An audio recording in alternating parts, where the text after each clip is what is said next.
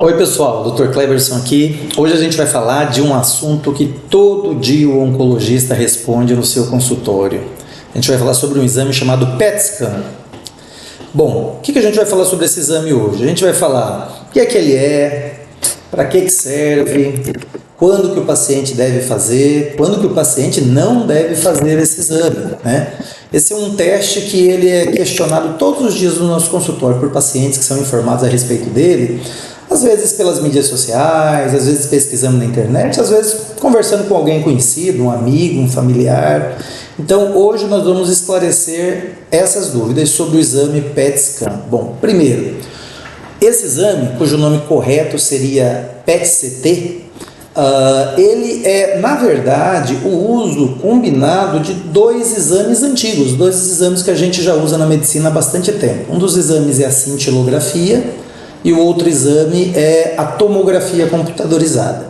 Então, o PET-CT ou PET scan, ele junta esses dois exames em um só, dois exames antigos usados juntos ao mesmo tempo. O que é realmente diferente no PET scan é o contraste. O que é o contraste? É aquela substância que o paciente recebe injetado na veia antes de fazer o exame, para deixar as imagens mais nítidas, mais claras. Qual que é a diferença do contraste do PET para o contraste, por exemplo, da tomografia ou da ressonância? A diferença é que o PET usa um contraste à base de glicose, ou seja, de açúcar. Então, esse contraste, ele se concentra em tecidos do corpo que são mais consumidores de glicose, são mais ávidos por glicose. Então, os tecidos que concentram glicose, eles aparecem marcados pelo contraste nesse exame chamado PET scan. Quais são os tecidos que normalmente concentram mais glicose? Bom, tem alguns tecidos que normalmente concentram muita glicose, por exemplo, cérebro, coração, fígado, são órgãos que concentram muita glicose. Mas os outros tecidos do corpo, eles concentram menos. Então, em que condições eles vão ter uma presença maior de glicose do contraste? Quando eles têm células consumindo mais glicose do que o normal. Por exemplo, isso acontece em tecido de câncer, isso acontece em inflamações, isso acontece em infecções. Então, essas condições todas, elas fazem aparecer o contraste nesse exame chamado PET scan. Então, doutor, o PET scan não é um exame específico de câncer? Ele não mostra só câncer? Não, aí a gente já tem a primeira informação a respeito desse exame. Ele não mostra só câncer, ele mostra qualquer condição onde tem um aumento do consumo de glicose em algum tecido. Então, é um exame que tem que ser interpretado com muita cautela pelo médico. Nem todos os médicos eles têm familiaridade com a interpretação do PET scan. Então, é preciso que o resultado do exame seja interpretado por um médico com experiência. Nem tudo que aparecer no PET scan é câncer. Pode ser inflamação, pode ser pós-operatório, pode ser infecções agudas ou crônicas. Então, esse é o primeiro. Não é um exame específico de câncer, deve ser interpretado. Bom, em que situações ele deve ser feito? Bom, normalmente o PET scan oncológico, ele é feito em algumas situações em pacientes que tiveram diagnóstico de câncer. Veja bem, já dei uma informação importante. O PET scan é um exame que só é feito em pacientes que têm suspeita ou diagnóstico de câncer. Ele não é um exame para ser feito para rastreamento. É um exame para ser feito em quem não tem suspeita de câncer. Essa é uma pergunta frequente no consultório. Eu não estou sentindo nada, mas tenho medo de ter câncer. Eu não devia fazer um PET scan? Não, porque esse exame não é específico de câncer. Ele pode mostrar outras condições que não tem nada a ver com câncer e que nem são doença. Então, o primeiro ponto é, normalmente o PET scan só deve ser feito por pacientes que tenham suspeita ou diagnóstico de câncer. A outra pergunta frequente é, ok, eu tive diagnóstico de câncer, por que eu ainda não fiz um PET scan? Por que meu oncologista não pediu um PET scan se uma amiga minha que teve câncer também disse que fez esse exame? Bom, nem todos os pacientes se beneficiam de fazer o PET scan, porque como qualquer exame, o PET scan ele traz informações que respondem a perguntas. Se eu tiver uma dúvida, uma pergunta clínica que o PET scan vai ajudar a responder, ele está indicado. Se eu não tiver nenhuma pergunta para esse exame responder, não tem sentido nenhum em fazer ele. Por exemplo, a gente tem às vezes pacientes cujos exames convencionais, como ultrassom, raio-x, tomografia, mostram que o câncer já está presente em outros órgãos do corpo.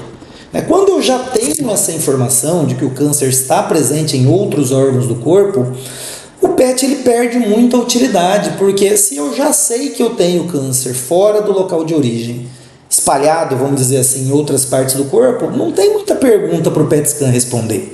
Eu já sei a resposta para essa pergunta. Então não, alguns pacientes que têm doença avançada ou metastática, eles não têm indicação de fazer o PET, porque eu já sei a informação que o PET poderia me dar. Isso não vai ter nenhuma interferência na conduta, na proposta de tratamento e etc. O contrário, uma situação onde o PET scan ele é muito útil. Quando eu tenho diagnóstico de câncer e eu tenho dúvida se esse câncer está num lugar suspeito. Por exemplo, uma condição clássica de a gente precisar fazer o PET é quando eu tenho o diagnóstico de câncer de pulmão, que aparentemente está só no pulmão, está só localizado. Para esses pacientes, o tratamento padrão é cirurgia. É uma cirurgia que retire uma parte do pulmão, ou às vezes até um pulmão inteiro. É uma cirurgia muito grande, com muitos potenciais de complicação. Então, nesse caso, se os exames iniciais estão mostrando que o tumor está só no pulmão, eu ainda preciso de mais informações para ter certeza se só está no pulmão mesmo. Porque se por um acaso essa doença estiver em outro lugar, não tem sentido em operar esse paciente, submeter ele a uma cirurgia complicada, de grande porte, se a doença não está só localizada no pulmão. Então, por exemplo, nos pacientes com diagnóstico de câncer de pulmão, que a doença parece estar localizada no pulmão, antes de fazer a cirurgia, a gente precisa fazer um PET scan. Porque se ele tiver qualquer captação em outro lugar, mesmo que possa ser uma inflamação ou uma infecção, posso operar esse paciente? Primeiro eu tenho que tirar essa dúvida. Então eu dei um exemplo, por exemplo, de um paciente que já tem doença avançada conhecida, não precisa do PET scan necessariamente. E o paciente que tem a doença localizada e que eu preciso ter certeza se ela está localizada, eu preciso do PET scan necessariamente. Então, outros exemplos de doença onde a gente normalmente usa o PET scan. Falei do câncer de pulmão localizado, os linfomas, que são tumores linfáticos, normalmente precisam desse exame também, tanto no diagnóstico quanto após o tratamento. Pacientes que têm metástases no fígado, por exemplo, onde o cirurgião acredita que se tirar aquela metástase do fígado existe uma chance de cura, mesmo sendo uma doença que foi de outro lugar para o fígado, antes de operar o fígado eu preciso fazer um PET scan para ter certeza de que não tem doença em outros lugares.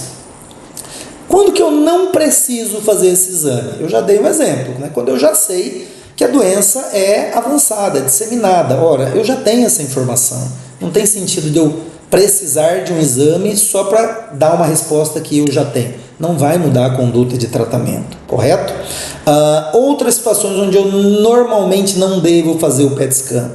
Para cânceres muito iniciais, que tem baixo risco de metástase, eu não devo fazer, porque como não é um exame específico de câncer, de novo, eu posso ter informações que, em vez de me ajudar, vão me atrapalhar, porque não é um exame específico somente de câncer. Outra situação onde a gente não deve fazer o PET scan, acompanhamento de pacientes após tratamento de câncer. O PET scan ele não é um exame de acompanhamento. Por exemplo, se uma paciente feminina teve um câncer de mama localizado, fez o seu tratamento, fez as suas cirurgias, se fosse o caso de fazer quimioterapia, fez quimioterapia, quaisquer tratamentos. Ela está em acompanhamento 1, 2, 3 anos após o tratamento. Se ela não tem nenhum sintoma e eu só estou fazendo acompanhamento, eu não uso o PET scan, porque ele não é um exame validado para essa situação. Ele pode trazer informações que vão atrapalhar a condução.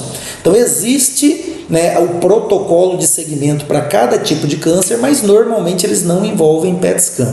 Também não se faz, como eu falei no começo, o PET scan para quem não tem diagnóstico de câncer nem suspeita. Para rastreamento, esse exame não deve ser feito, porque ele pode trazer informações que prejudicam o paciente, no sentido de não saber o que é aquela alteração, às vezes ter que ser submetido a uma cirurgia, só para descobrir que era uma inflamação, por exemplo, por uma infecção viral ou por alguma coisa de menos importância. Então, resumindo, o PET scan é um exame, como qualquer outro, que tem indicações, tem situações onde ele nos ajuda e tem situações onde ele pode nos atrapalhar. Não é um exame específico de câncer, ele pode mostrar outras condições que às vezes nem doenças são e levar a procedimentos invasivos desnecessários e deve ser interpretado com cuidado por um médico que entenda desse exame. Por último, eu volto ao ponto inicial sobre o contraste, né? Eu disse que o contraste injetado na veia do paciente para fazer o PET scan, ele é baseado em glicose. Mas o que faz o exame perceber a presença da glicose nos tecidos é porque essa glicose ela tem substâncias radioativas nela. Então, o contraste do PET scan é uma glicose marcada com substâncias radioativas. Além de que o próprio exame tem uma carga de radiação própria da tomografia.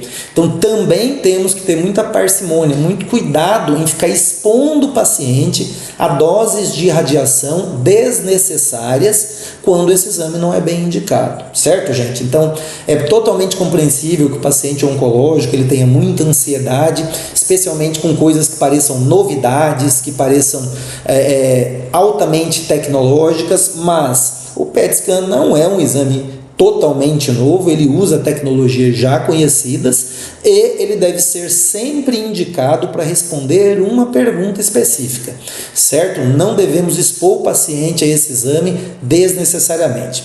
Se tiver dúvida, gente, consulte o seu médico, consulte o seu oncologista. Nesse vídeo a gente não vai conseguir esgotar o assunto, mas eu espero que aqui eu tenha conseguido dar para vocês um pouco mais de esclarecimento sobre esse exame, que, como eu disse, é motivo de muita dúvida dos pacientes oncológicos e das suas famílias, ok? Um abraço a todos!